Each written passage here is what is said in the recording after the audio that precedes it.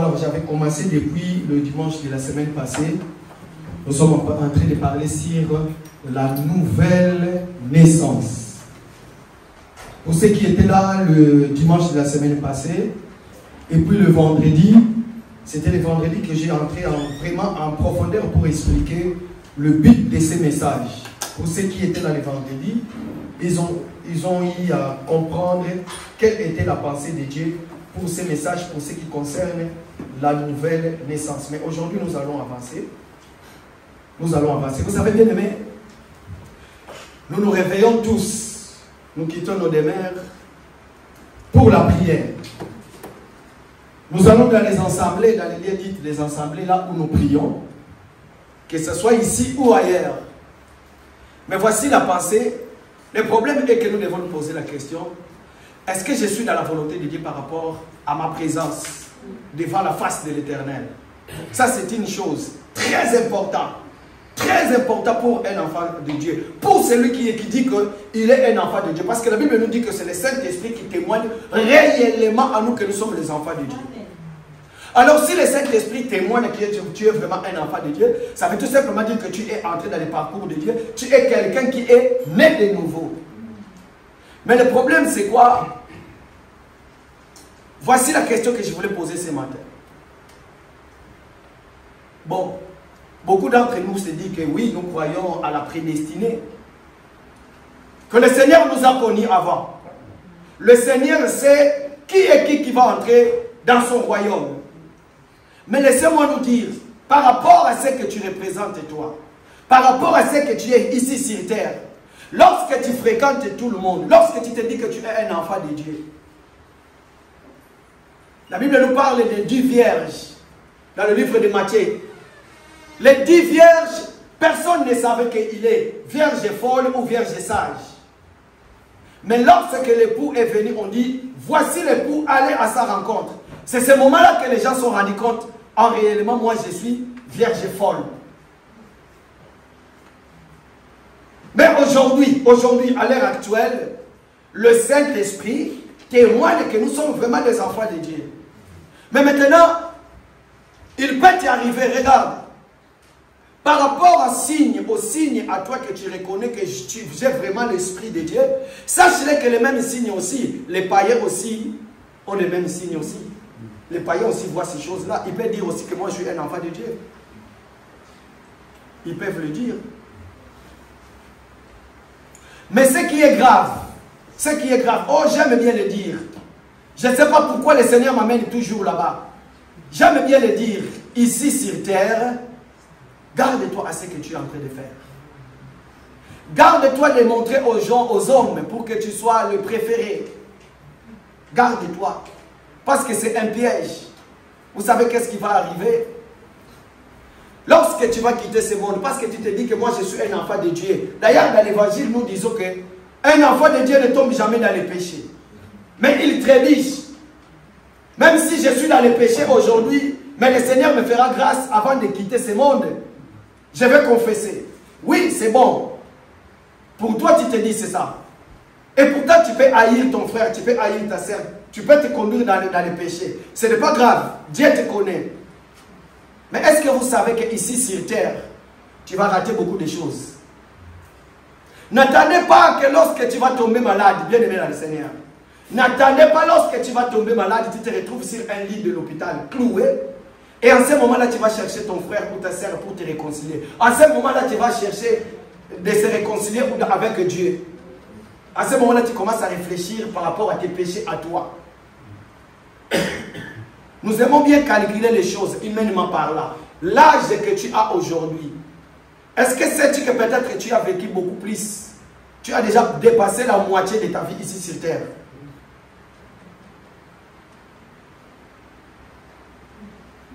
C'est poussé par les péchés que tous les problèmes de la vie sont venus.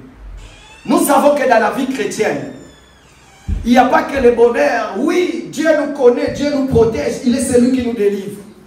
Mais dans la vie chrétienne, si tu es malade, tu demandes la guérison. Oui, Dieu va t'accorder la guérison. Mais après, comme tu ne seras plus malade, Sachez qu'un jour tu vas tomber malade. Et pourquoi? Parce que le corps physique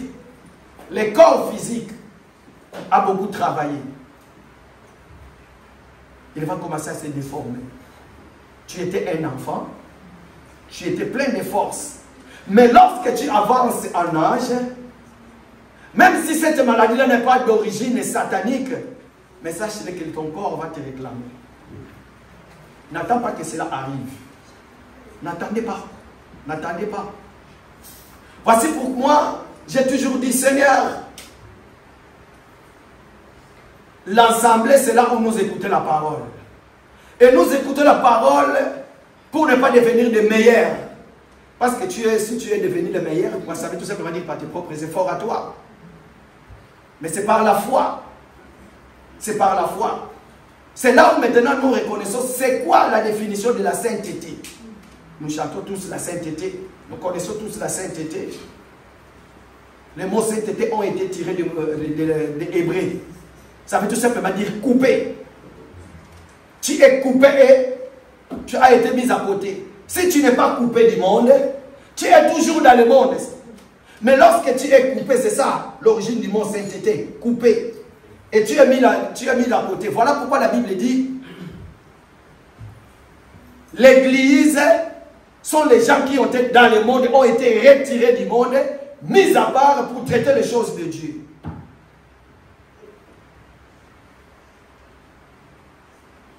J'aime bien le dire, comme j'ai dit tout à l'heure, lorsque les problèmes arrivent, les souffrances, c'est là où l'homme réfléchit par rapport à sa vie. Toi qui étais un grand prédicateur, tu prêchais. Toi qui étais une sœur qui pouvait témoigner, tu étais un frère. Est-ce que c'est vrai que quand la Bible dit que tu es un enfant de Dieu et que nous disons que les enfants de Dieu n'iront pas en enfer? Oui, tout enfant de Dieu n'ira pas en enfer. Nous pouvons dire tout chrétien né de nouveau n'ira pas à l'enfer. Mais est-ce que c'est un slogan? Le jour où ce que nous appelons la mort, la séparation du corps, âme, esprit, va intervenir, que deviendra-t-il? Parce que ce jour-là, c'est en ce moment-là, oh j'aime bien, écoutez, le Seigneur dit, c'est ce jour-là qu'il dira que je ne vous ai jamais connu, ou bien je vous connais. D'ailleurs, je me souviens quand j'ai dit ce que je vais dire, beaucoup de gens aiment bien rigoler. Après ta mort à toi, une minute, si tu n'attends pas, si tu ne vois pas une lumière éblouissante, la cortège des anges venir te chercher, bien aimé dans le Seigneur, tu peux t'inquiéter déjà. Et à ce moment-là, tu ne peux plus revenir. C'est fini, terminé. Je me souviens, nous avons eu la conférence ici, il y a de cela 2 semaines passées, et il y avait un couple qui était là. Ils étaient venus juste pour cette conférence-là. Ce couple-là, c'est un couple qui dénonce tous les pasteurs, tous les faux pasteurs. Nous bénissons le Seigneur ici, ils nous ont trouvé rien de mauvais parce qu'à chaque fois ils viennent, ils ont été clairs. Nous, si on vient quelque part, si on voit quelque chose de pas bien, on ne vient plus et on vous dénonce. Mais nous, nous n'avons pas peur. Regarde la question qu'ils m'ont posée après. Ils étaient là, l'homme et la femme. Ils m'ont posé la question. Est-ce qu'un chrétien peut-il perdre son salut? Je les ai dit, attends, vous avez bien dit un chrétien. Mais si vous me dites, est-ce qu'un païen peut perdre son salut? Je dirais oui. Parce qu'il n'a pas le salut, il a déjà perdu. Parce que c'est un païen. Mais un chrétien, un enfant de Dieu ne perd pas son salut. Mais maintenant, parce qu'un enfant de Dieu ne peut pas perdre son salut, est-ce que, ici sur terre, devons-nous calomnier, devons-nous injurier, devons-nous marcher dans les péchés et attendre avant la mort pour demander pardon?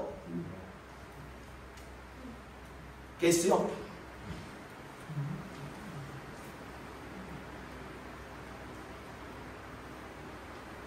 Bien-aimé dans le Seigneur, ce matin, je suis venu encore de s'acquitter de mon devoir.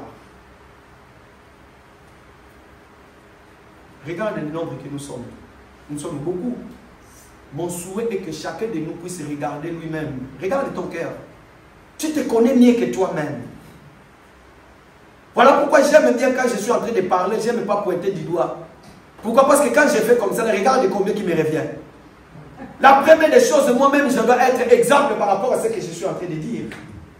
Non parce que je suis devant mes aînés. Non parce que je suis devant vous, je vais montrer ma sainteté à moi. Non, ma sainteté à moi, j'ai été coupé du monde, mise à côté. Je dois le montrer dans toutes les circonstances, partout là où je vais. C'est ça, être appelé né de nouveau. Cela ne veut pas dire que je suis né de nouveau. Mais lorsque je me trouve là où on est en train de calomnier ma soeur ou mon frère, et que moi aussi je trouve du plaisir, surtout pour nous, qui se disent que nous sommes les enfants de Dieu, des fils et des filles du Seigneur, lorsque nous prions à ce moment-là, nous secouons le ciel.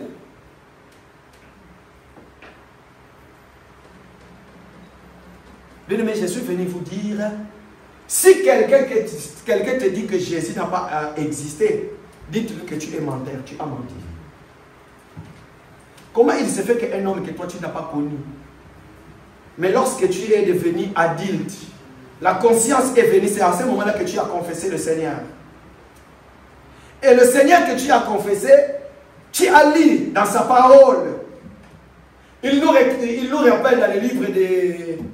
Non, papa, dans le livre de Matthieu chapitre 24, vous entendrez parler, le fils s'élèvera contre son père, il y aura des divisions, des trahisons dans le monde, la guerre, une nation contre une autre nation. Oh oui, ça ce n'est que les douleurs de l'enfantement. Lorsque une femme est dans son 9e mois, avant d'accoucher, ce sont des premières douleurs. Avant qu'il commence à perdre les os. Mais cependant, ce n'est pas encore la fin. Mais ce matin, je vous annonce encore, préparez-vous parce que nous allons nous retrouver enfermés dans nos maisons. Dans peu de temps. Nous n'allons plus fréquenter nos assemblées. Ça sera rare de nous pour venir écouter la parole comme nous sommes là. Nous avons quitté nos maisons, nous sommes venus ici. Mais préparez-vous parce que ça va arriver. Avant l'événement des fils de l'homme, tu seras tout seul dans ta maison. C'est là où nous allons parler sur l'onction. Beaucoup de gens vont perdre leur foi. Pourquoi? Parce que ça arrive déjà, ça s'annonce déjà. Même si les gens cherchent une façon d'embellir les choses, mais je vous annonce, une grande guerre arrive. Ceux qui ont les yeux spirituels pour voir, ils peuvent comprendre. Par rapport à ce qui se passe aujourd'hui dans le monde, une nation qui se bat contre une autre nation. Les intellos de ce monde ont dit, ah, si moi j'étais au pouvoir, ça ne va pas arriver. Mais maintenant ils sont là. Impossible d'arrêter ce qui se passe de l'autre côté entre la Russie et l'Ukraine. Et du coup, Israël et Iran, ça y est, c'est parti. Les innocents sont morts. Toi, tu es en France, à l'aise, calme. D'ailleurs, ce matin, fatigué pour aller à la prière, pour aller se communier ensemble. Mais le lundi, tu vas te réveiller pour aller au travail. Alors que ça s'annonce. Lorsque un peuple qui ont la même identité vont se lever pour défendre l'autre, pourquoi? Parce qu'il est devenu faible. Et c'est à ce moment-là que l'OTAN et l'Europe vont se lier pour aider un autre peuple. Et qu'est-ce qui va arriver de l'autre côté? La Russie va dire non, je ne peux pas lui laisser. La Chine va dire non, je ne vais pas laisser de l'autre côté. Bon, si vous allez attaquer de ce côté, moi je vais attaquer de ce côté-là. Peut-être que ça sera un matin, tu es bien réveillé, tu es allé au travail, du coup les sirènes vont commencer à sonner. Ça sera difficile pour toi pour regarder ta maison. Et tu vas te poser la question pour tes enfants qui sont à l'école. Et puis tous les peuples seront cachés dans les bunkers, dans les métros. Ça sera un samedi. Tu t'es réveillé sur un trou de métro, alors que demain c'est dimanche, tu devais aller adorer ton Dieu. Qu'est-ce que tu vas devenir? Tu quittes ton travail pour aller de l'autre côté, boum! Il y a une bombe qui tombe aux environs là où tu es. Et tu te restes coincé. Avant l'arrivée des ambulanciers, incapable d'ouvrir ta bouche pour demander pardon à Dieu de toutes les mal que tu avais fait. Est-ce que tu attends ces moments-là? Vouloir ou pas, ça va arriver.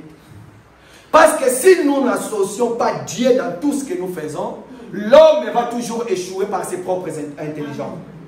Alors que le Seigneur nous a déjà prévenus. Ça prouve suffisamment que Dieu existe. Qu'est-ce que tu attends? Qu'est-ce que tu attends, bien-aimé?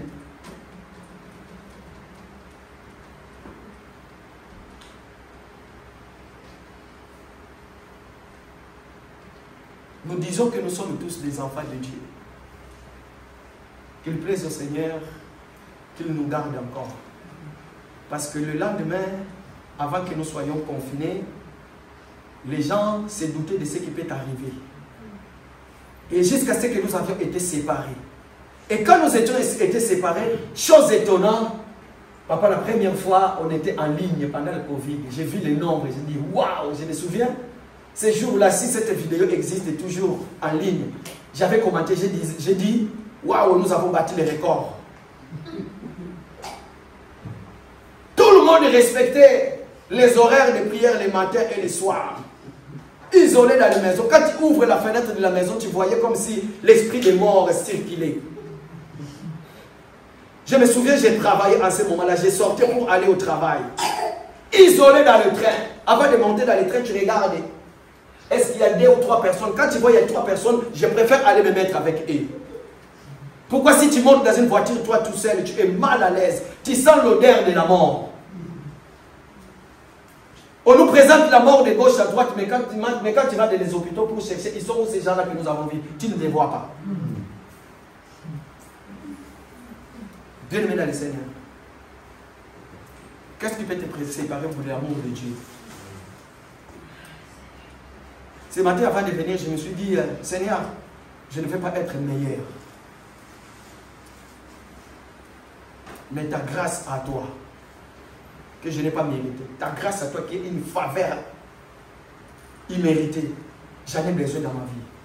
Pour le reste de ma vie. Voilà pourquoi ce matin, nous allons parler sur la nouvelle naissance. C'est là, par rapport à tout ce que j'ai dit le samedi, vendredi, c'est là où nous allons reconnaître aussi si je suis vraiment baptisé du Saint-Esprit. Jean chapitre 3, à partir du 1er jusqu'au 13e verset. C'est notre texte de base. Jean chapitre 3, à partir du 1er verset.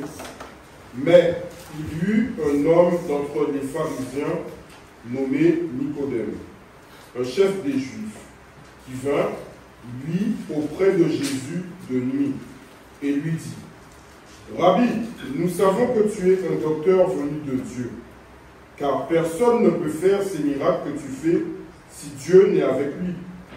Jésus lui répondit, en vérité, je te le dis, si un homme ne naît de nouveau, il ne peut voir le royaume de Dieu. Nicodème lui dit, comment un homme peut-il naître quand il est vieux? Peut-il rentrer dans le sein de sa mère et naître? Jésus répondit, en vérité, je te le dis, si un homme ne naît d'eau et d'esprit, il ne peut entrer dans le royaume de Dieu. Ce qui est né de la chair est chair, et ce qui est né de l'esprit est esprit. Ne t'étonne pas que je t'ai dit, il faut que vous naissiez de nouveau. Le vent souffle où il veut, et tu entends le bruit, mais tu ne sais d'où il vient ni où il va. Il en est ainsi de tout homme qui est né de l'esprit. Nicodème lui dit, comment cela peut-il se faire? Jésus lui répondit, tu es le docteur d'Israël et tu ne sais pas ces choses. En vérité, je te le dis. Nous disons ce que nous savons et nous rendons témoignage de ce que nous avons vu. Et vous ne recevez pas notre témoignage.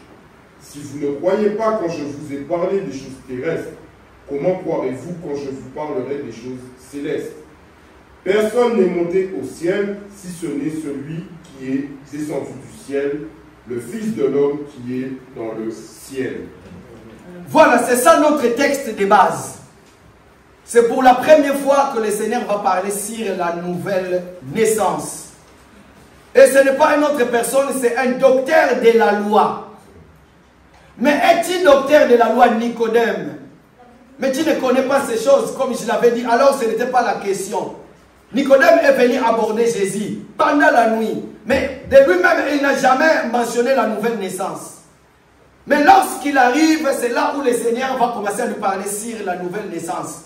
Mais tu es docteur en Israël, pharisien es-tu? Tu prêches dans les assemblées. Mais qu'en est-il de ta vie à toi? Est-ce que tu es né de nouveau? Pourquoi? Parce que la nouvelle naissance, oh, c'est là où notre question, aujourd'hui nous allons voir, c'est quoi la nouvelle naissance? Merci Seigneur, noir sur blanc, j'ai essayé d'expliquer ce texte. Du 1er jusqu'au, du 22e jusqu'au, du 1er pardon jusqu'au 13e. Et aujourd'hui nous allons poser la question, c'est quoi la nouvelle naissance? Mais toi tu te dis que tu es Nicodème, mais docteur. Il est venu voir Jésus. Jésus regardant la personne, il a vu que Nicodème, tu n'es pas né de nouveau. Mais tu connais la loi. C'est par la loi que j'ai connu le péché. Tu connais qu'est-ce qui est bon, qu'est-ce qui n'est pas bon. Mais pendant la grâce n'est pas en toi. Ça veut tout simplement dire, la faveur imméritée de Dieu n'est pas en toi. Et si cette faveur n'est pas en toi, ça veut tout simplement dire que, tout en étant dans la grâce, dans la loi, pardon, ma grâce n'est pas en toi. Quand il va venir voir Jésus, j'aime bien, il a bien fait de chercher et de trouver Jésus. Et de poser la question. Et c'est comme ça, quand il va poser la question, le Seigneur, la première des choses, il va regarder son cœur. Mais quand tu t'approches de Dieu, quand tu poses la question, oh Seigneur, pourquoi? Parce que toi, tu reconnais un docteur par rapport au miracle. Voilà pourquoi il est venu voir Jésus. Il va dire, nous savons que le miracle que tu fais ne vient pas de toi, ça vient de Dieu. Parce qu'un homme ne peut pas faire quelque chose qui ne vient pas de lui. Nous savons que tu es un docteur. Ok. Jésus n'a pas renié. Oui, parce qu'il est le docteur par excellence. Voilà pourquoi il n'a pas dit non, je ne suis pas docteur moi. Ne te force pas d'être appelé ministre si tu ne l'es pas. Ne force pas la grâce de Dieu sur toi cependant tu ne l'es pas. Sinon tu seras quelqu'un qui prêche par sa propre force. Tu prêches tellement que tu as déjà toutes les montées et les descentes, toutes les révélations et les connaissances, toutes les prophéties. Et puis après toi-même... Chaque personne que Dieu a appelée, que Jésus a appelée dans le ministère, il lui connaît. Il lui fait doter des capacités pour les missions. À moins que la personne soit faible et qu'il tombe. Mais si du moins tu as des yeux pour voir, le Seigneur sait comment il dirige ton peuple. Et quand c'est toi qui diriges ton peuple, le Seigneur te donnera la parole pour son peuple. Ça ne sera pas parce que tu as vu mon frère est tombé sur un péché et puis tu vas chercher dans ce qu'il a fait, tu vas préparer un enseignement pour prêcher à l'ensemble. Non. La Bible dit quel est le serviteur fidèle et bon. Tu dois d'abord être un ministre fidèle. Fidèle à quoi? En Dieu, en sa parole. Tu dois manifester la sainteté ici sur terre. Pourquoi? Parce que la sainteté veut tout simplement dire quoi?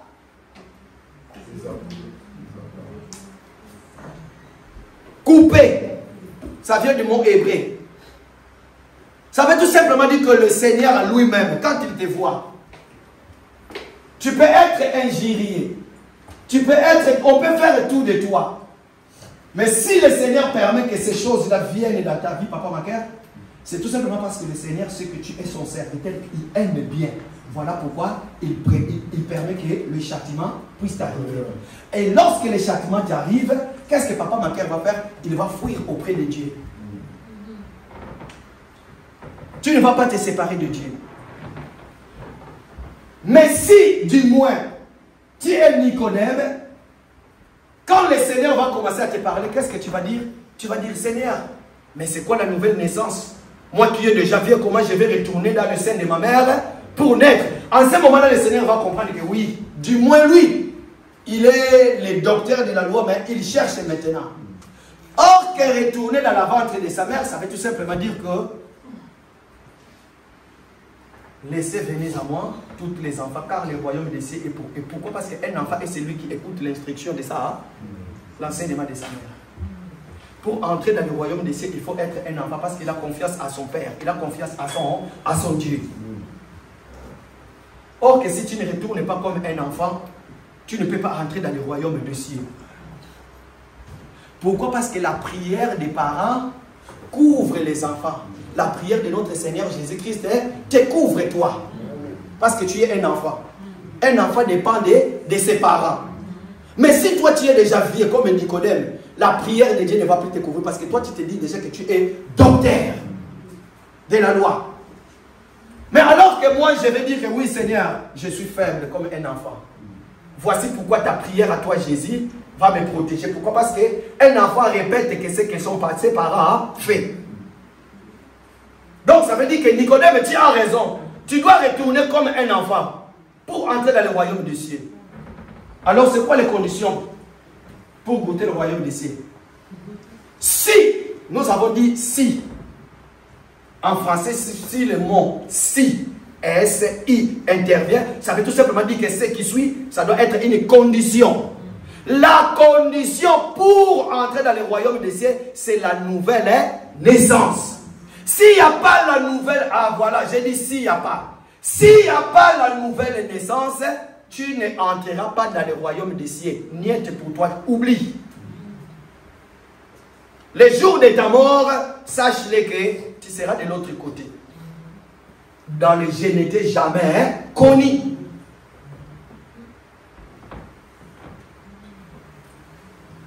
Mais oui, pourquoi? Parce que ces choses, Nicodème, ces choses ont été cachées pour vous les intellectuels. Mais ça a été révélé pour nous les faibles. D'ailleurs, quand je prêche, il y a des moments à la place de les, je dis là. Et je suis fier de moi. Très fier de moi. D'ailleurs, je vais crier tout fort. La papa. Au lieu de dire le papa. Parce que vous croyez quand on parle français, c'est ça qui va nous ramener au ciel. Non, jamais. D'ailleurs, Dieu ne parle pas en français. Le langage céleste de Dieu est spirituel. Ça ne vient pas des langages terrestres. Les jours où je serai chez moi, au Bas-Congo, dans le Mayombe, je vais prêcher en Kiyombe. Je me souviens, j'étais en Angola. Je ne parlais pas bien portugais, mais j'ai interprété. J'ai interprété en portugais.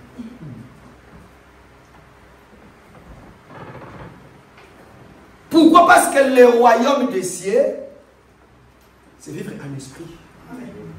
Être en contact de Dieu. Être connu du ciel. Quand je passe devant, je vous prêche. Cela ne veut pas dire que je suis meilleur pour vous. Je peux connaître la lettre. Noir sur blanc, je l'ai. Je connais comment parler des Écritures. Comment remuer la langue. Hein? Comment dire, voilà, le royaume des cieux appartient aux Juifs. Docteur aux Juifs, il manque eux. C'est pas ça. Pourquoi vous rigolez? Pourquoi? Au lieu de dire PayPal, PlayPal, oh, blédard. Blédard. Les enfants. Mais parce que le Seigneur, qu'il plaise au Seigneur lorsque je passe devant vous, le plus important, ce qui est very, very important, que ce qui sort de ma bouche, que vous le comprenez. Amen. J'ai vu un Chinois qui est allé au Congo, un Chinois qui était en train de prêcher au Congo. Je l'ai vu la semaine passée sur B1 TV, sur une émission par la grandeur de ta présence. Les Chinois étaient en train de parler à Lingala. Quelle faute d'orthographe à Lingala. Mais tout le monde dans la salle était dans la joie. Et j'avais compris leur joie parce que c'est un Chinois qui parlait du Ghana. Ce n'est pas les messages qui sortaient de sa bouche. Mais c'était seulement, ah, un Chinois maintenant parle dans notre patois. C'est ça. Nous avons vu ce qui est né de la chair et chair. Pourquoi? Parce que dans l'homme, il y a le corps, l'âme et l'esprit.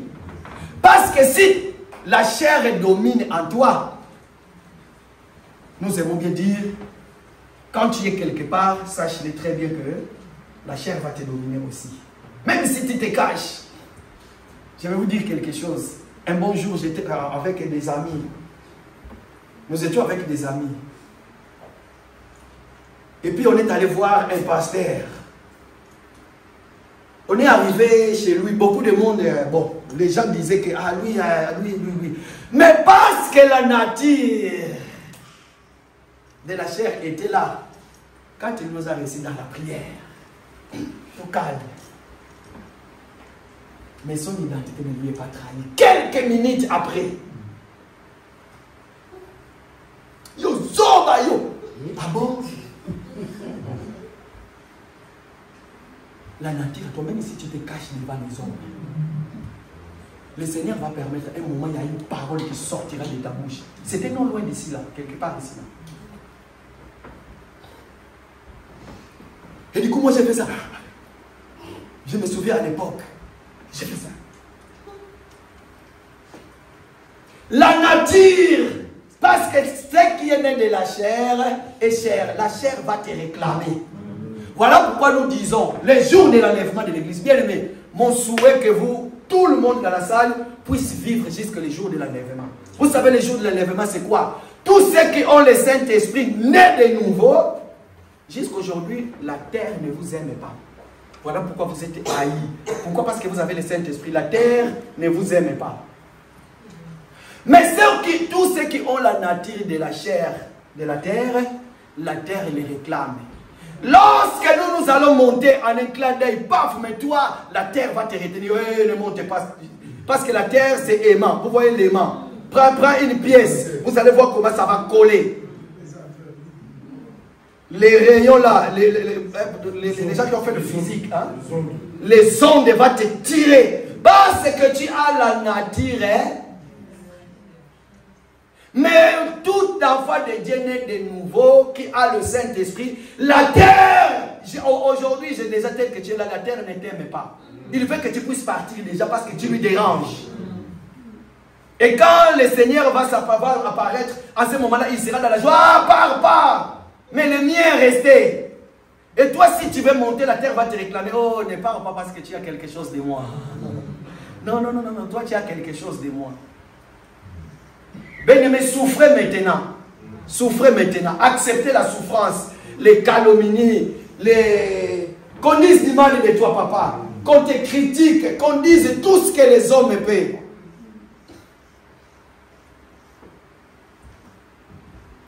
Cette souffrance-là, papa, il y a une personne qui l'a vaincu.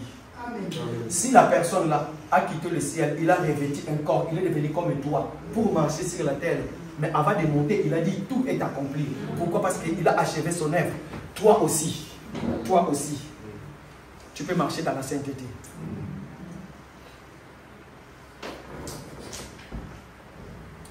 J'ai aimé ce que j'ai dit le vendredi. Vous savez, il y a d'autres choses. Quand nous les disons ici, beaucoup de gens vont vous contester pour rien. Pourquoi? Parce qu'eux-mêmes, ils n'ont jamais expérimenté ce que nous avons dit. Voilà pourquoi nous devons changer notre façon de prier. C'est lui qui est né de nouveau. Quand il prie, la personne qui habite en lui, c'est lui là qui prie.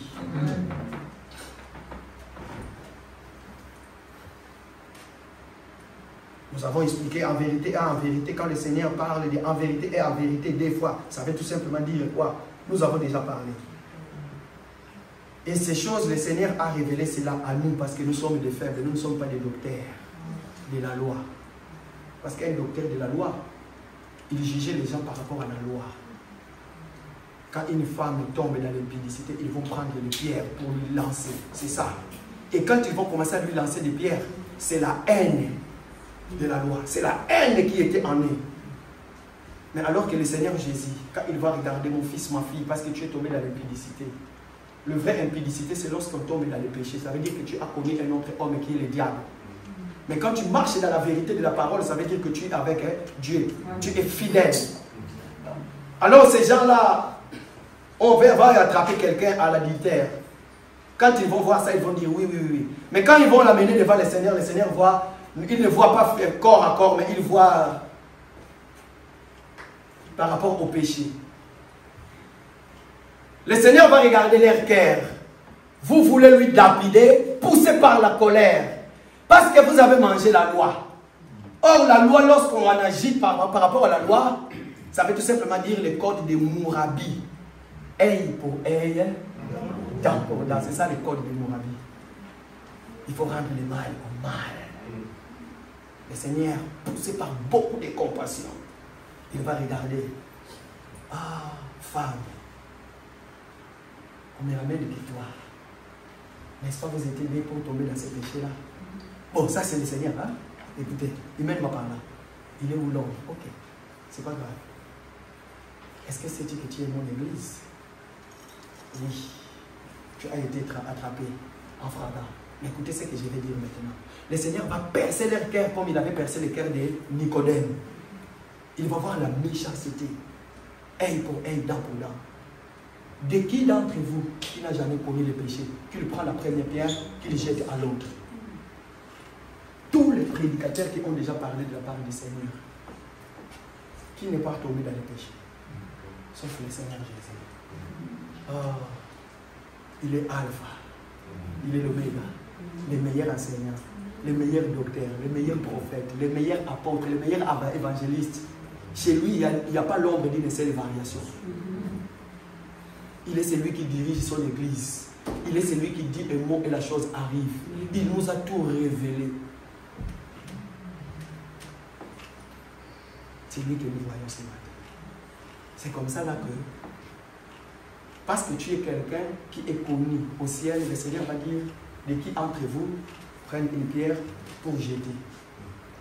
Alors, prendre les pierres pour jeter sur quelqu'un, ça veut dire, vous savez tout ça, comment dire, le sentence. La loi a arrêté ainsi. Mais le Seigneur te dit, moi, je ne viens pas pour te jeter les pierres, parce que le moment n'est pas encore arrivé. Tu vois les pierres là qu'on veut te jeter, c'est toi la vraie pierre. Prends courage, lève-toi. La Bible dit, en commençant par les petits, hein, jusqu'aux vieux, un à un s'est retiré, frappé par leur conscience. Qui d'entre nous qui n'a jamais connu le péché, qui lève sa main? Qui va prêcher que dans sa vie, il va prêcher pour lui-même? Écoutez, la nouvelle naissance nécessite la régénération de l'âme. L'homme, Adam, le péché originel est tombé. Il a été chassé du jardin à cause du péché. Il a été privé de la gloire de Dieu. Le chassé du jardin de Dieu veut tout simplement dire que tous ont péché, sont privés de la gloire de Dieu. Maintenant, Dieu doit récupérer l'homme pour régénération de son âme, pour la transformation de l'âme. Être né de l'esprit, ça veut dire tout simplement dire naître de nouveau, naître d'en haut. Retenez bien ces paroles, naître d'en haut. Mais maintenant, comment naître en haut? S'il y a des versets dans la Bible que je vous dis que j'aime bien, à part ces versets-là que vous connaissez bien, la première verset que j'aime bien dans la Bible, ça fait partie des versets que j'aime bien dans la Bible. La première verset, aucune tentation ne nous est parvenue. Que le Seigneur nous donne la puissance. À chaque fois, je sais des versets, moi j'ai dans la tête. Deuxième, et l'homme qui ne marche pas selon les conseils des méchants, qui ne s'arrête pas, Psaume chapitre. Et parmi ces versets-là, voici les versets que j'aime bien. La nouvelle naissance dans l'ancienne alliance. Ézéchiel chapitre 36. Frère Baptiste, à partir du 22e jusqu'au 27e verset. Ézéchiel. Pourquoi? Parce que nous parlons, c'est de l'ancienne alliance, nous la menons de l'autre côté. Voilà, les gens aiment bien dans cet enseignement Quand on va de l'autre côté, on prend quelque chose et pour l'amener de l'autre côté. Ézéchiel 136, 22 à 27. C'est pourquoi, dis à la maison d'Israël, ainsi parle le Seigneur, l'Éternel. Ce n'est pas à cause de vous que j'agis de la sorte, maison d'Israël. C'est à cause de mon saint nom que vous avez profané parmi les nations où vous êtes allés. Je sanctifierai mon grand nom, qui a été profané parmi les nations que vous avez profané au milieu d'elles. Et les nations sauront que je suis l'Éternel, dit le Seigneur, l'Éternel. Quand je serai sanctifié par vous sous leurs yeux, je vous retirerai d'entre les nations, je vous rassemblerai de tous les pays, et je vous ramènerai dans votre pays. Je répandrai sur vous une eau pure, et vous serez purifiés. Je vous purifierai de toutes vos souillures et de toutes vos idoles. Je vous donnerai un cœur nouveau, et je mettrai en vous un esprit nouveau. J'ôterai de votre corps le cœur de pierre, et je vous donnerai un cœur de chair. Je mettrai mon esprit en vous, et je ferai que vous suivez mes ordonnances, et que vous observiez et pratiquiez mes lois. Est-ce que vous avez compris? Amen. Quand vous allez rentrer dans la maison, méditez ces versets de la Bible. Alors, littéralement par là, la nouvelle naissance veut tout simplement dire naître en haut, en esprit, d'être connu en haut. Mais je vais commencer maintenant à parler de cela. Bibliquement par là, je commence aujourd'hui à donner toutes les définitions petit à petit jusqu'à ce que nous allons monter. Ok? Ne dites-vous pas que je ne suis dit que c'est juste ça. Non. Chacun de nous poussé par le Saint-Esprit, Dieu peut inspirer. Mais je commence aujourd'hui. Chaque dimanche, je parlerai de la nouvelle naissance. C'est quoi? Je prendrai un verset, je prendrai un titre et je vais commencer à les décortiquer. Le but, lorsqu'on vient dans l'assemblée, lorsqu'on écoute la parole, et que vous ne sortez pas ici sans retenir le pensée, comment on dit? La pensée du message. Comment je peux l'appeler? Le pensée, le sujet majeur du message. Et quels sont les versets?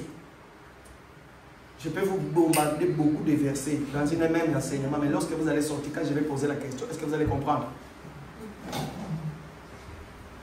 Retenez ces versets, méditez-la à la maison.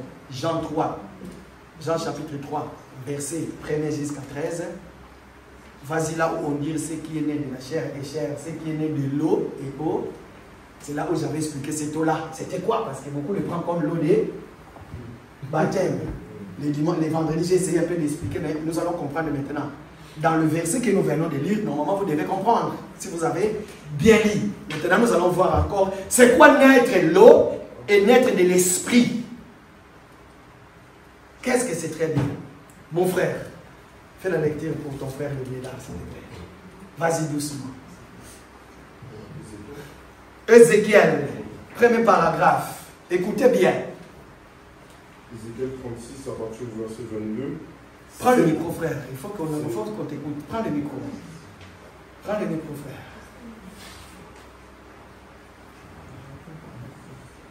C'est pourquoi, dis à la maison d'Israël, ainsi parle le Seigneur l'Éternel. C'est pourquoi, dis à la maison d'Israël. Il est question de la maison d'Israël pour la nouvelle naissance. Il n'est pas question de l'Égypte. Non. Il n'est pas question des Égyptiens. Notre identité, ce n'est pas des Égyptiens, mais notre identité, nous sommes Israël céleste.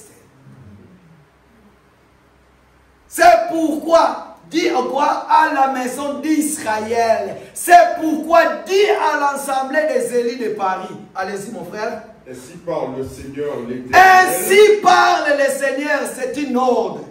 Allez-y, papa. Ce n'est pas à cause de vous que j'agis de la sorte. Ce n'est pas à cause de vous, vous qui êtes là, vous qui vous êtes glorifiés, que vous incarnez la vérité de la parole de Dieu et que vous oubliez que parmi vous, il y a aussi des faibles. qui apprend un jour, ils peuvent être aussi comme vous. C'est très important, bien aimé dans le Seigneur. Allez-y. Ce n'est pas à cause de vous que j'agis de la sorte, maison Ce n'est pas à cause de vous, Israël. Ce n'est pas à cause de nous. Écoutez ce que je dis bien. Israël, ce n'est pas à cause de vous. Mais maintenant, Seigneur, c'est à cause de qui que tu agis pareil. Pourquoi tu veux nous donner ta sainteté? Pourquoi veux-tu que nous puissions naître de nouveau? Allez-y, papa. C'est à cause de mon saint nom. C'est à cause de mon saint nom. Oh, ce n'est pas à cause de nous. Parce que si Dieu te regarde tel que tu es, normalement tu ne mérites même pas. Mais s'il le fait, c'est à cause de lui-même. Allez-y, papa. À cause de son nom. Ce n'est pas à cause de mon saint nom que vous avez profané par... Ce n'est pas à cause de mon saint nom que vous avez profané. Allez-y. Parmi les nations où vous êtes allés, je sanctifie... Papa, un moment. Normalement, quand j'étais en train de lire ces versets, je devais entrer dans les détails. La profanation du nom de Dieu. Comment on le fait? Ce sont des choses que je vais revenir. Mais aujourd'hui, je vais d'abord expliquer comme je le fais. Et puis, je vais revenir. Réalisez là où tu avais commencé. C'est à cause de mon saint nom. C'est à cause de mon saint nom que vous avez profané parmi les nations où vous êtes allés. Vous avez profané le nom de Dieu dans les nations là où vous êtes allés. Allez-y, papa, verset 20. Je sanctifierai mon grand nom. Je sanctifierai mon grand nom. Le nom de l'Éternel doit être sanctifié. Et si le nom de l'Éternel est sanctifié, toute personne, j'ai déjà parlé ici là, sur le message de la sanctification, que ton nom soit sanctifié. C'est quoi le nom de l'Éternel? C'est quoi le nom de Jésus? Quel est le nom qui doit être sanctifié? Pourquoi? Parce que si nous qui prêchons la parole dont tu viens parler, papa, prends le micro, recule-toi un peu là-bas parce que les gens qui sont là-bas ne voient pas. Recule, voilà, encore.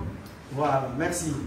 Parce que si le nom de Dieu est sanctifié, si la parole de Dieu, qui est son nom, est sanctifiée, ça veut tout simplement dire, lorsque ça sera transmis dans l'assemblée, le peuple sera sauvé.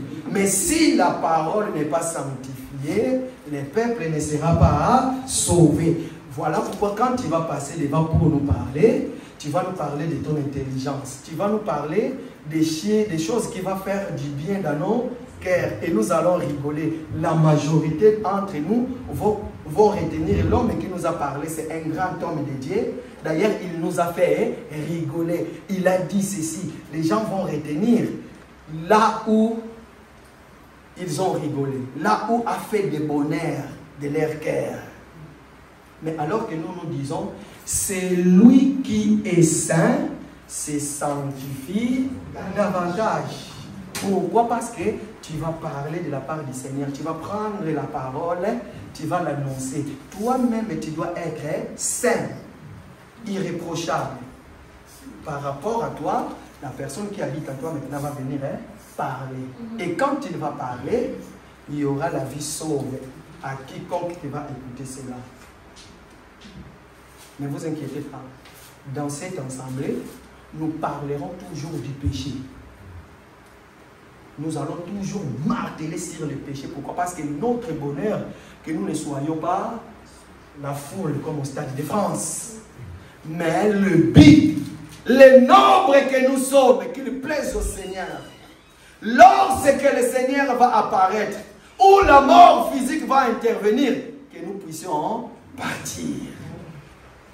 Et ici sur terre, que nous puissions chanter pour la gloire de Dieu. Et que nous puissions manifester la puissance de la parole du Seigneur. Pourquoi? Parce que le Seigneur nous sanctifie et nous sanctifions le nom du Seigneur. Allez-y, papa. Verset 23. Je sanctifierai mon grand nom. Un grand nom, pas un petit. Hein? Pourquoi? Parce que beaucoup de gens aiment bien jouer au nom de Jésus. Hein?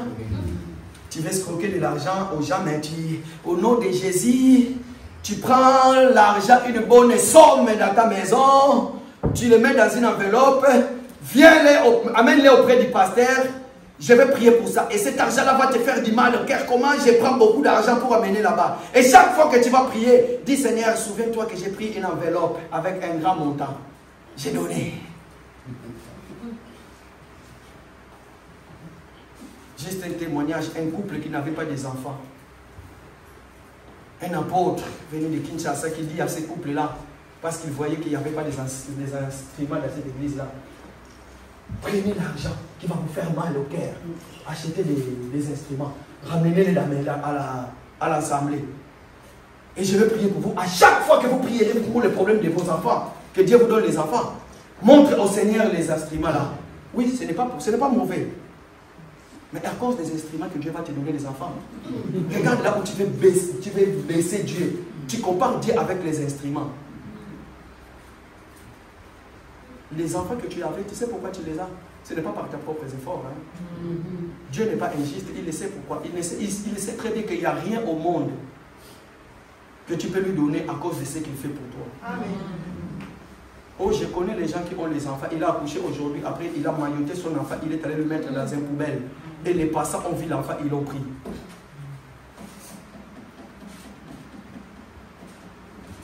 Beaucoup de parents ont abandonné leurs enfants. Ils ne veulent plus même pas savoir. Allez-y, papa.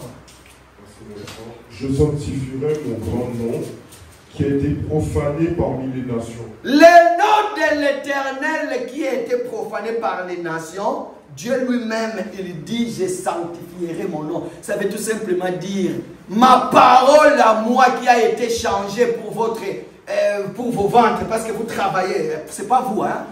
Pas vous.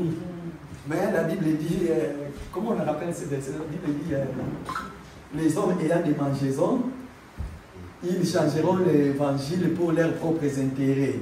Hein? Donc, ils prennent la parole de Dieu, ils vont les changer pour eux. Ils ont profané le nom du Seigneur, la parole du Seigneur. Mais maintenant, nous sommes fiers dans le Seigneur. Pourquoi? Parce que Dieu nous a fait grâce. Advienne que pourquoi même si j'ai des souffrances, je ne peux pas les faire. Je ne peux pas.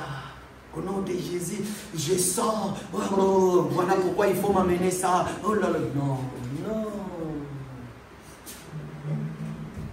Père Baptiste. Je sanctifierai mon grand nom qui a été profané parmi les nations, que vous avez profané au milieu d'elles. Et les nations sauront que je suis l'Éternel, dit le Seigneur, l'Éternel, quand je serai sanctifié par vous sous leurs yeux. Voilà pourquoi Dieu va vouloir que Israël quitte à Goshen, en Égypte, qu'il puisse venir dans le désert pour que le nom du Seigneur soit sanctifié. Bien-aimé dans le Seigneur, si tu n'es pas dans le désert, tu ne peux pas sanctifier le nom de Dieu. Pourquoi? Parce que dans le désert, c'est le lieu saint. C'est là où on mange le pain, et le pain qui est éclairé par le chandelier. Et dans le désert, c'est là où il y a les scorpions. Pour que le nom de Dieu soit sanctifié dans ta vie, il faut que les scorpions te combattent. Voilà pourquoi nous avons des problèmes. Les problèmes dans nos vies, ça ne va pas terminer. Les problèmes seront toujours là pour te rappeler ton identité à toi. Frère, sœur, qu'il plaise au Seigneur ce que tu es en train de subir en ce moment. Sache-le que parce que Dieu, il t'aime.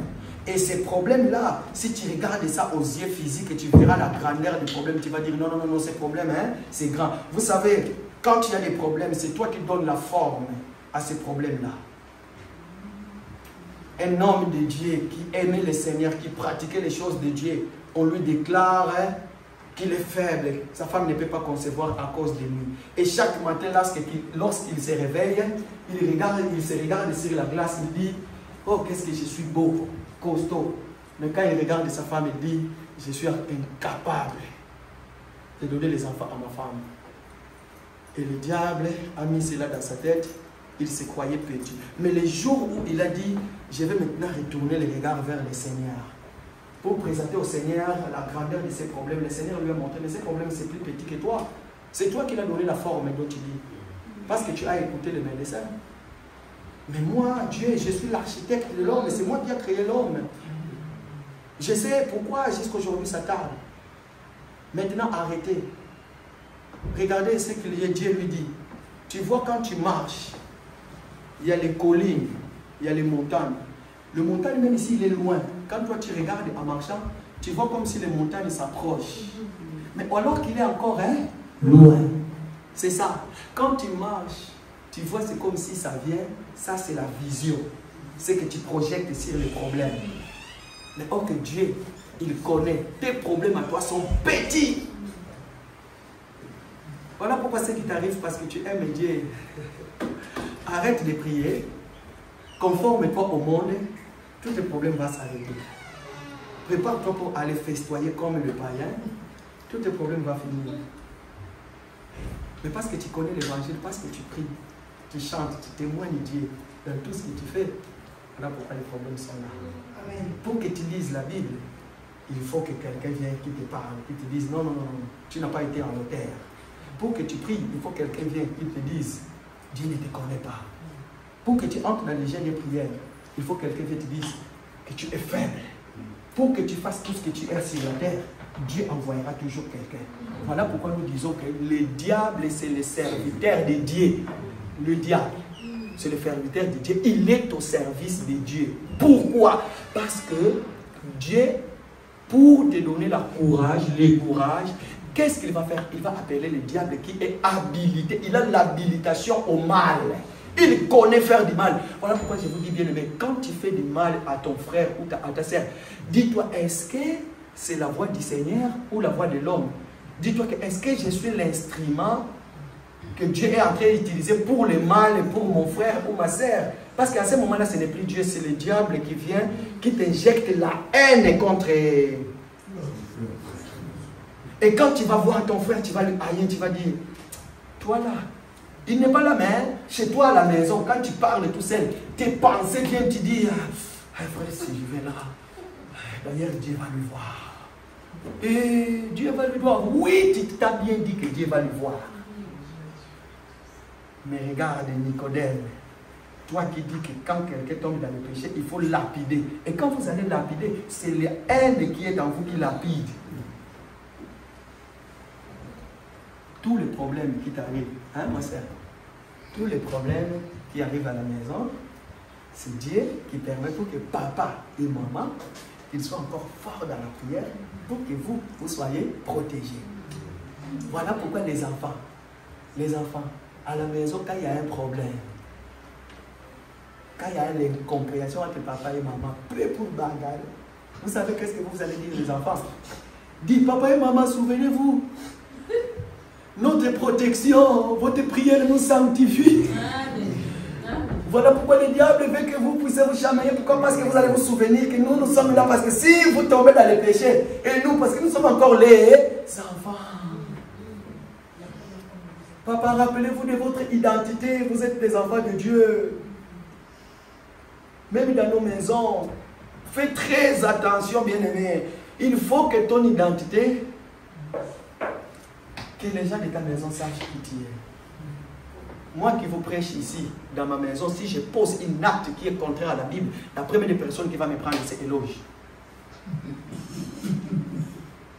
Si seulement j'ai fait quelque chose qui n'est pas dans la volonté de Dieu, il va me le rappeler.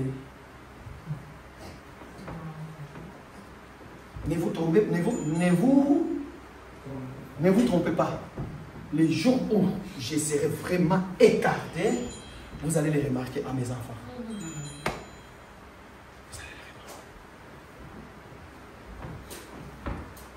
Voilà pourquoi si papa aime bien manger, je ne dis pas moi, mais si papa aime bien manger les safou et les kwanga, et le jour où vous allez venir dans sa maison, dit à son enfant, va me chercher la nourriture de papa. Il sait déjà. Papa dit, c'est la Seigneur. Frère Baptiste. Je vous retirerai d'entre les nations. Et je vous retirerai d'entre les nations. Mon frère, Dieu va te couper d'entre les nations, la sainteté. Dieu va t'écarter. Tu es l'église. Dieu va te prendre. Il va t'appeler pour te mettre à part. L'église, dans son étymologie, c'est un mot qui veut dire ecclésia. Ça veut tout simplement dire, hein, tuer. Vous avez été appelé, on vous a mis à part. Bon, je ne suis pas là, mais vas-y. Je vous rassemblerai de tous les pays. Je vous rassemblerai de tous les pays. Dans cet évangile, nous avons deux grands rassemblements. Vous le savez, non? Dans l'évangile, nous avons deux grands rassemblements. Première trompette, parce que ce sont les trompettes qui nous ramènent dans le rassemblement.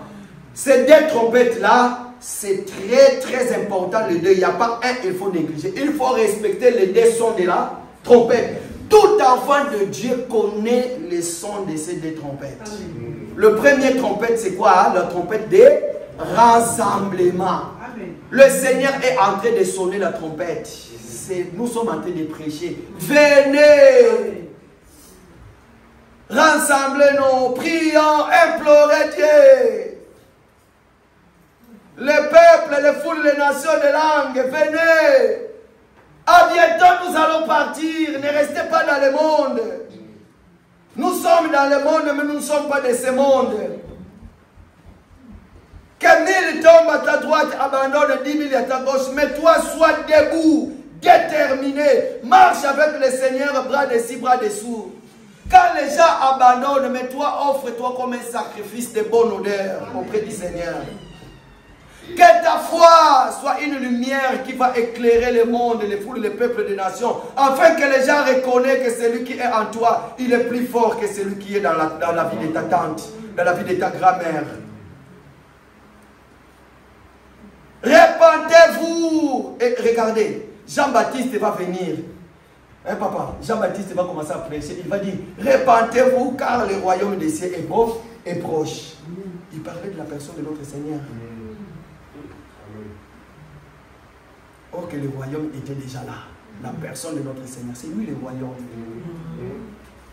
La nouvelle naissance, il faut que tu sois connu par Jésus. Si tu n'es pas connu par Jésus, non, n'es bien. Même si tu prêches sa parole, même si tu cries, même si tu peux sauter, tu peux te... Rien.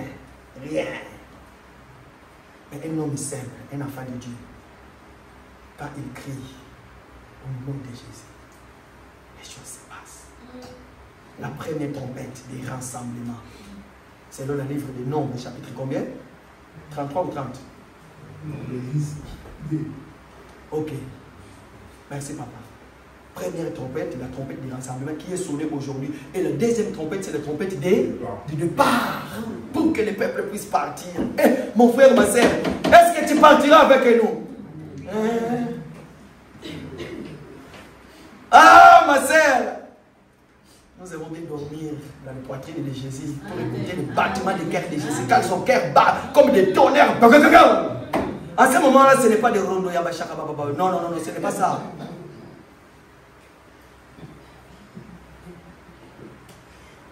Hein, maman Sylvie? Nous allons partir. Quand je vais regarder, l'ensemble des églises de Paris. Vous savez, nous sommes des vapeurs sur la marmite. Nous sommes des vapeurs sur la marmite. Le vapeur, quand on prend de l'eau, on met sur une marmite, on le met sur le réchaud. Or que le réchaud, c'est la parole qui va nous faire bouillir. Et à ce moment-là, nous quittons l'état de l'eau. L'état de l'eau, nous quittons l'état de l'eau pour devenir vapeur. Ah, les chimistes. Nous sommes devenus des chimies dans le Seigneur et nous montons maintenant. Et si tu ouvres, comment on appelle ça? Si tu ouvres le couvercle de la marmite, tu nous verrons attachés sur le couvercle. Oh, que le ciel, c'est là. Nous sommes en train de regarder maintenant de l'eau qui est restée dans la marmite. Ça veut tout simplement dire que les vierges sages est montée. Il regarde maintenant les vierges folles ici sur terre. Toi qui en as prié, toi qui en as dit, que dis-tu de toi-même? Repentons-nous. Voilà, j'ai dit dire repentons-nous. Vous ne pas dire repentez-vous, moi-même aussi. Amen. Imaginez que je vous ai prêché, j'ai crié, j'ai parlé. Et le jour de l'enlèvement, vous êtes partis, moi je suis resté. Je prends mon téléphone, j'appelle. Maman Kembi, tu es où? Maman Kembi, non, il n'est pas là, le téléphone sonne, mais il ne répond pas. Frère Baptiste, oui, frère Baptiste, tu es là. Ah! Mon frère, viens, nous allons nous rassembler, ce n'est pas grave. Dieu ne nous a pas oubliés. Vous savez, c'est ça, sera le message. Nous allons commencer maintenant à nous consoler entre nous. Dieu ne nous connaît, t'inquiète pas mon frère. Nous n'allons pas abandonner. Venez, formons une équipe. Mais sachez que quand vous allez vous voir, vous allez commencer à prier. L'un d'entre vous. Et à ce moment-là, la perception. Pour acheter, il faut avoir la marque. Et vous, vous dites que nous sommes des enfants de Dieu. Non, je ne vais pas avoir ça. Ça veut dire qu'aujourd'hui, toute la journée, faim, physique, demain, à 3e jour à manger, je vais seulement. Après, parce qu'il ne faut pas rigoler. Ah, je vais seulement. Bien aimé, c'est le moment. Je vous dis la vérité, c'est le moment. N'attendez pas que tu meurs. Dit la Bible, lorsque Lazare est mort, les anges sont venus lui chercher, ils l'ont amené. Mais toi, si tu meurs aujourd'hui, il n'y a pas les anges qui viennent te chercher. Tu vas de l'autre côté pour attendre. Et quand tu vas ressusciter, c'est pour aller directement en enfer. Ça sera trop tard. En ce moment-là, tu peux dire, mais... Et pourtant, ces jours-là, dans l'Assemblée des élus de Paris, aujourd'hui, on est quelle date? Dimanche le 15, j'étais en train de prêcher, j'ai monté dans la révélation. Mais maintenant, je vais monter dans la révélation, dans l'enfer. Comment le plaisir, mon brother? On y va. Je vous retirerai d'entre les nations. Je vous retirerai d'entre les nations parce que les nations ici comprenez que ce sont les païens. Hein? Le Seigneur va te retirer pour que tu mènes une vie de sainteté. J'ai dit bien la sainteté. Le mot sainteté est tiré du mot hébreu. Ça veut tout simplement dire couper. Je vais te couper du monde des païens pour t'amener là-bas. Allez-y. Je vous rassemblerai de tous les pays et je vous ramènerai dans votre pays. Ok, j'ai déjà tout dit. Notre pays, notre demeure éternelle, là où il n'y aura ni plaire ni graissement dedans, il n'y aura pas de soucis. Mes frères et sœurs, s'il vous plaît, nous savons que nous sommes connus par Dieu. Mais ici sur terre, menons une vie de sainteté, de peur que le diable va injecter une maladie, des problèmes dans la vie. Et que quand ça va venir, ça va affaiblir tes prières, ça va t'affaiblir dans la vie chrétienne et tu vas rater beaucoup de choses. Dans la vie d'un enfant de Dieu, Dieu nous a dotés de beaucoup de choses, mais nous ratons ces choses-là ici sur terre. Vous savez comment? C'est par les péchés. Toi, tu attends seulement 1 minute avant de mourir, comme ça tu vas demander pardon.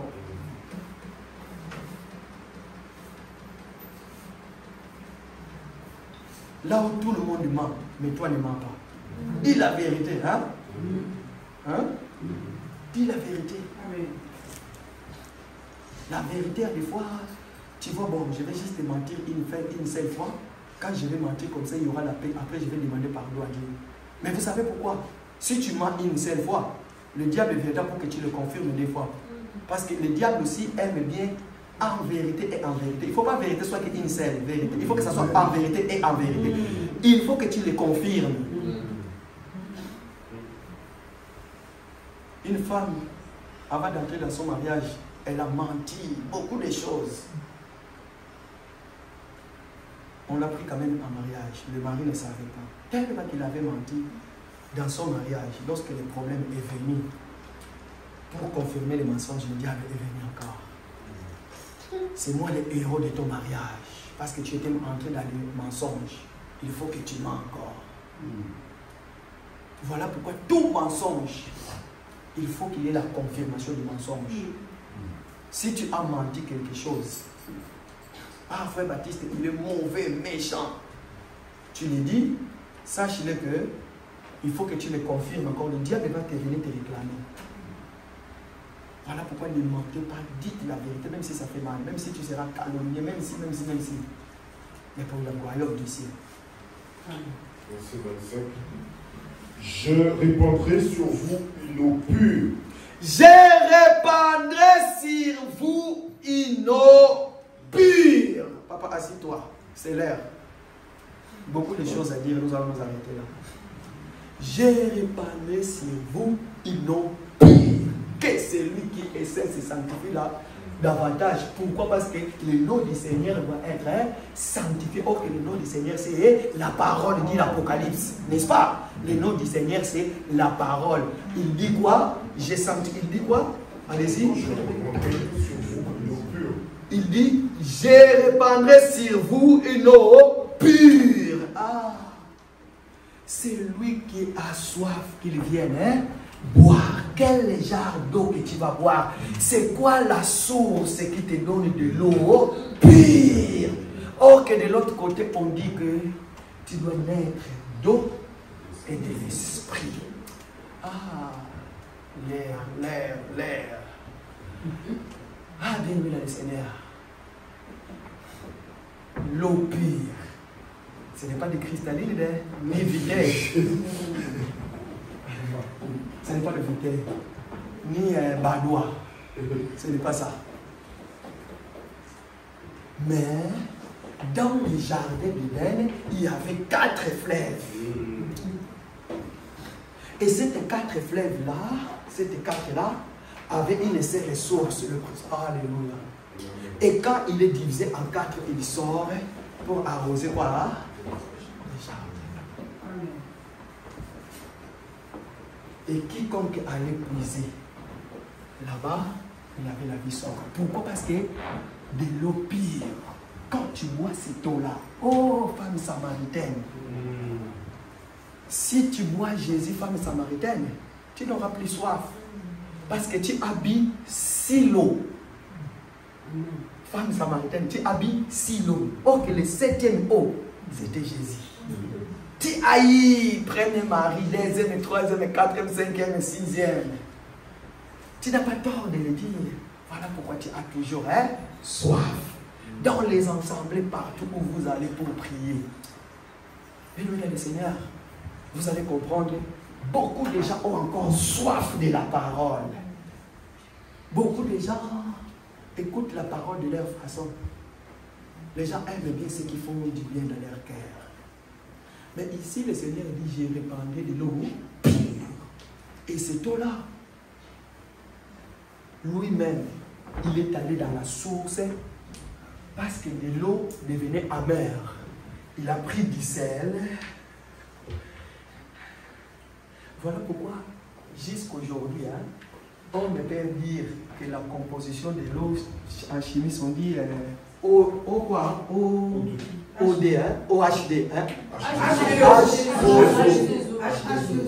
Voilà. Mais quand ils ont cherché à comprendre comment l'eau était fabriquée jusqu'aujourd'hui, personne ne peut expliquer ce système-là. Il n'y a que Dieu qui le connaît. Ça sera mon message du dimanche. L'eau pure. Toi qui as soif, dis-toi que nos pères ont adoré sur ces montagnes. Et vous dites-vous que le lieu où il faut adorer Dieu, c'est où? En Israël. Mais pour adorer Dieu, le Seigneur doit te donner de l'eau pure. Parce que quand tu vas commencer à adorer, la soif va se calmer. Pourquoi? Parce que, merci papa, pourquoi? Parce que de l'eau pure, c'est lui-même, c'est le Seigneur. Voilà pourquoi ces jours-là, dans une grande fête, le dimanche je vais me répéter, dans une grande fête, maman, une grande fête, beaucoup des invités, les gens de renommés, ils vont boire, ils vont manger. Il ne vient jamais le dernier. Il ne vient jamais avant, il ne vient jamais après, il vient toujours au moment voulu. Il va faire l'entrée dans la fête. L'église, connaissant la personne dont il est question, voilà pourquoi l'église va s'élever. Parce que l'église a reconnu que j'ai porté cet enfant pendant 9 mois dans mon ventre. Et pendant les 9 mois, je l'ai senti en moi. Le moment est venu, l'enfant doit parler. Marie qui est l'église va aller voir son fils. Il a pris à boire. Femme, as-tu entre toi et moi? Mon heure n'est pas encore arrivée. Oh, mais Seigneur, toi tu dis que ton heure n'est pas encore arrivée. Mais quand même, tu lui demandes de prendre l'eau, de mettre dans les vases. Mais tu as dit que mon heure n'est pas encore arrivée. Quel genre de mon heure dont il parlait? Et puis après, quand on va mettre de l'eau dans les vases que nous sommes, parce que laissez-moi vous dire, les vases là, c'est nous. Qu'on a mis de l'eau, tu étais des vases qui étaient négligés, on mettait dehors pour que les gens puissent se purifier. Mais on a mis des toits de vases, de l'eau. Et lorsqu'on va amener à celui, le modérateur de la fête, il va dire, bon, ne vous étonnez pas. En fait, en réalité, du vin n'était pas encore fini. Buvez maintenant. Les gens vont boire. Mais pourquoi le nouveau vin est venu maintenant? Or qu'on sert du bord les bons vins. Quand les gens seront ivres, dans leur ivresse, maintenant, on va leur donner du faux vin pour qu'ils puissent maintenir leur...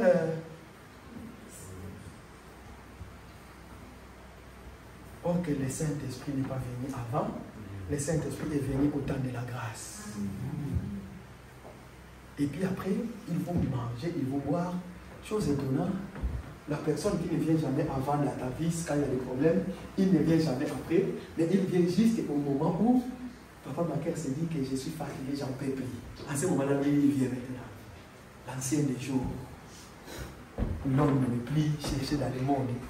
Il était le plus beau entre les 10 000, les listes de la vallée, l'étoile de matin, le créateur de toutes les choses. Il dit un mot et la chose arrive. Il est le commencement de chaque chose. À tous ceux qui l'ont reçu, il a donné le pouvoir de devenir enfant de Dieu. Et il est tout. Amen. Il vient maintenant, il dit c'est lui qui a soif qu'il vienne. Hein? Boire. Maintenant, regardez. Tous les gens qui étaient habillés en costume et cravate dans cette fête-là, quand ils ont écouté Jésus dire cela, ils ont dit, mais qui est cet homme-là? Mais ce n'est pas les frères de l'Assemblée des élus de Paris, alors que nous avons déjà bu le vin qu'il faut.